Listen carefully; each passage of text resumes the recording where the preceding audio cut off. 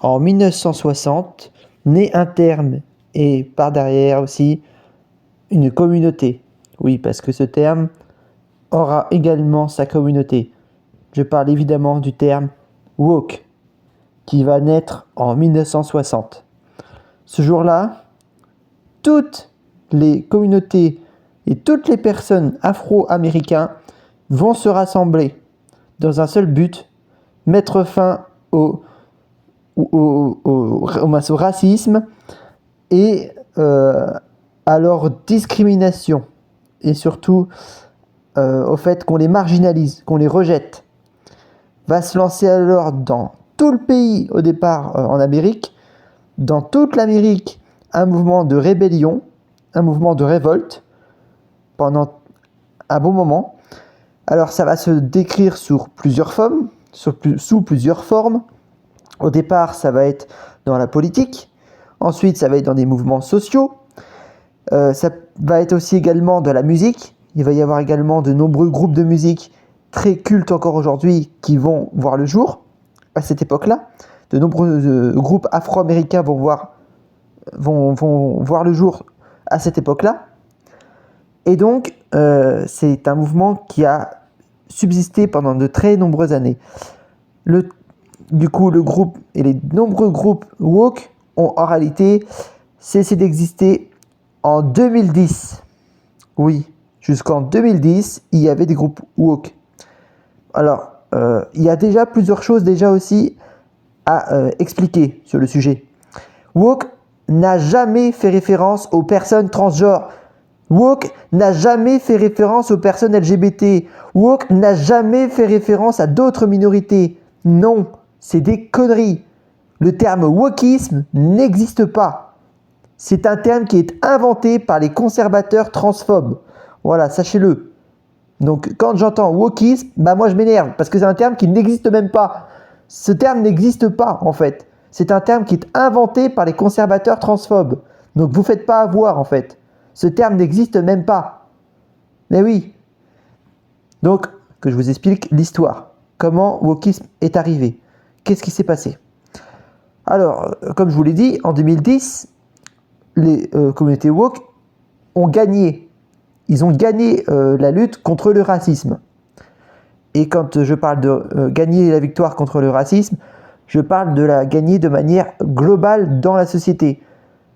Donc, ils ont arrêté de faire de l'activisme et ils ont mis fin à leur communauté.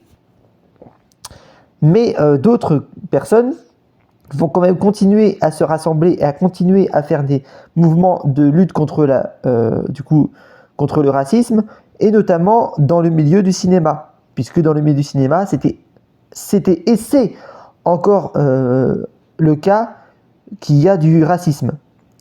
Donc il n'y en a plus beaucoup maintenant parce que, évidemment, ils ont gagné, comme je l'ai dit. Donc la grande lutte de masse contre le racisme a été arrêtée. Ils ont mis fin à la grande lutte contre le racisme puisqu'ils ont gagné en 2010. Mais dans certains milieux, ça persiste encore un petit peu. C'est minoritaire parce que c'est assez rare maintenant. Mais un petit peu, voilà. Voilà. Et en 2015... Et c'est là où on arrive à justement notre histoire du terme qui va être complètement détourné, puisque le terme va être détourné, à une panique morale déjà pour commencer. Ça va commencer en 2015. Là, il va se passer une histoire déjà de personnes transgenres et de communautés transgenres qui vont faire une révolte. Une révolte jamais vue à ce jour, une révolte qui va changer le monde à tout jamais. La fameuse révolte de 2015. À cette époque-là, en fait, Jay Jennings, qui était une personne transgenre très célèbre, a décidé de faire appel à Barack Obama à l'époque. Oui, rien que ça. Au départ, elle a fait appel à Barack Obama avant même qu'il soit président. C'était en 2007. Elle avait fait appel et elle lui avait demandé un coup de main. Bon, à cette époque-là, c'était pas encore possible pour de nombreuses raisons, et ce n'est que des années après que Barack Obama lui a répondu et que ça a commencé à se mettre en place. Les projets ont commencé à se mettre en place. Ensuite, il s'est passé la situation où, en 2015, Barack Obama a décidé de mettre en place tous les projets et tous les demandes de J.K. Jennings. Le premier projet, c'est de faire des manifestations et des conférences pour mettre en place des protections contre la transphobie et des protections pour les personnes transgenres. Voilà. Donc, il y a eu des manifestations qui ont été mises en place et des grandes luttes pour lutter contre ce qu'on appelait, et ce qu'on appelle toujours d'ailleurs, la guerre des toilettes. Voilà. Donc, je ne vais pas vous expliquer parce que ça prendrait trop de temps. Donc, je vous conseille d'aller vous renseigner sur l'histoire de la guerre des toilettes des personnes transgenres. Donc, en gros, c'est pour faire simple, c'est utiliser les toilettes du bon genre et ne pas être discriminé, voilà, dans les toilettes publiques, voilà, de manière générale. Et bien sûr d'autres sujets qui ont été abordés dans les grandes manifestations avec Barack Obama, voilà. Et c'est à partir de là que ça a pris une ampleur internationale. Dans le monde entier, toutes les personnes transgenres ont commencé à lancer des manifestations et des grandes luttes. Et notamment la fameuse promesse de ne plus jamais se taire et ne plus jamais se terrer dans l'ombre. C'était en 2016, c'est-à-dire un an après. Voilà. À cette époque-là est arrivé un nouveau mouvement politique, en fait, qu'on appelle encore aujourd'hui le fameux mouvement politique de conservateurs transphobes. Et c'est là où c'est problématique, puisque ces partis politiques de conservateurs transphobes vont en fait propager de la panique morale, notamment en utilisant le terme woke, justement, terme qui n'a jamais évoqué les personnes transgenres et qui n'a jamais évoqué la communauté LGBT, jamais, et il va être utilisé pour propager de la haine, et en particulier des mensonges sur les personnes transgenres qui n'existent pas. Voilà, une panique morale, voilà, une panique morale qui n'existe pas et qui en plus est complètement fausse. Alors, au départ, ça va être ils sont en train d'envahir la société, ou alors il y a plus de personnes transgenres qu'avant. Évidemment, c'est faux, puisqu'en fait, on fait que se révéler au monde. Il n'y a pas plus, c'est qu'on a la possibilité de se révéler au monde. Là, voilà la réalité. On est aussi nombreux, c'est juste qu'on se révèle au monde. Voilà la réalité. Oh, la fameuse croyance comme quoi on nous influencerait. Ah bon Où ça, on nous influence? Qui nous influence? Ah bon? Ouais. Ou alors la fameuse croyance qu'il y a des transitions de masse. Ce qui est faux, hein, puisque les détransitions sont de 3 personnes sur 2 millions. Hein, c'est juste extrêmement rare. Donc non, c'est faux aussi. Enfin bref, que des fausses croyances. Et évidemment, c'est des mouvements politiques très conservateurs, transphobes qui le disent. Et c'est aussi à partir de là qu'on a eu des naissances en France de personnalités très conservateurs, transphobes, à la Dora Muto et Marguerite Stern, qui vont voir le jour à partir de là, puisque en fait ces mouvements vont se sentir menacés à partir du moment où les personnes transgenres vont commencer à s'allier au féminisme. Oui, parce que les femmes transgenres sont des femmes, et donc du coup elles vont également du coup faire partie du féminisme, et ça l'a toujours été. Mais quand ces transphobes conservateurs le découvrent, que y a des femmes transgenres dans leur mouvement féminisme, là par contre oui, on comprend rapidement que ça va pas du tout dans leur point de vue, dans leur position transphobe, et ça va partir en cacahuète. Et on l'a vu clairement avec Dora Muto et Marguerite Stern, qui ont carrément pété un câble, voilà, très clairement, pété les plombs, littéralement, en racontant des trucs qui n'existent pas et qui sont complètement faux.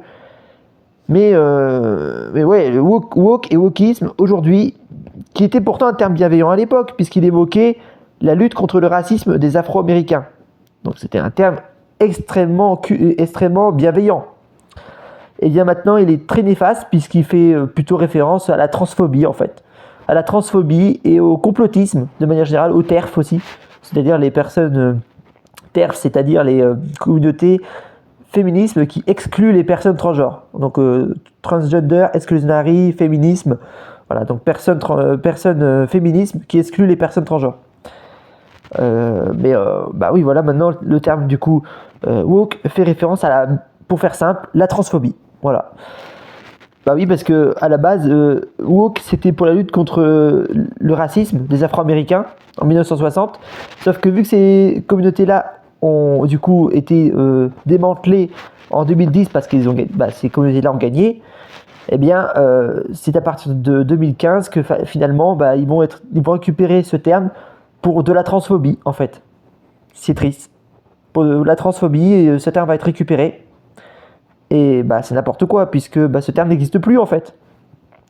C'est pour ça que moi, j'aimerais bien me retrouver dans un plateau télé, justement, dans un débat transphobe, dire, mais vous parlez de woke, mais ce woke, ce terme, il n'existe même plus, ce terme. Ce terme, il n'existe plus depuis 2010. J'aimerais bien leur dire ça en plein plateau télé. Ils utilisent un terme qui n'existe même plus. C'est quand même miraculeux, ça.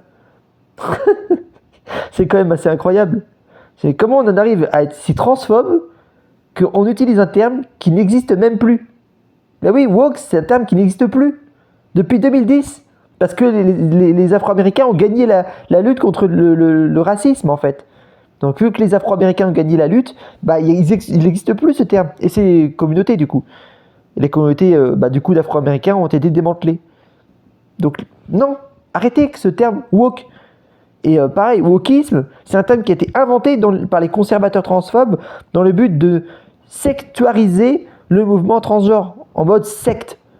Mais non, le mouvement transgenre n'est pas une secte. C'est une communauté, c'est pas une secte. Ça, c'est encore une fois dans le but de nous diaboliser. Voilà. Dans le but de nous diaboliser, on fait passer les personnes transgenres comme wokistes pour faire croire qu'on est dans le style une secte. Bah non, on n'est pas une secte, on est une communauté avant tout. Donc non, wokisme, c'est pareil, ça n'existe pas non plus. C'est encore un mot qui a été inventé par les transphobes. Encore une fois. En particulier les transphobes conservateurs. Voilà. Et on l'a vu massivement aussi en Amérique avec Ben Shapiro ou Matt Walsh qui a propagé des propagandes assez folles en rencontrant compte des choses qui sont complètement fausses. Et puis surtout, à chaque fois, ils se trahissent eux-mêmes parce qu'ils violent plusieurs fois les droits humains. Et ils disent des choses qui sont contre l'humanité, des choses vraiment abjectes. Donc ils se trahissent eux-mêmes. Donc ne les écoutez pas. N'écoutez pas Doran Muto, n'écoutez pas Marguerite Sen. Ce sont des véritables... Des merdes en fait. Des merdes intégrales. Voilà.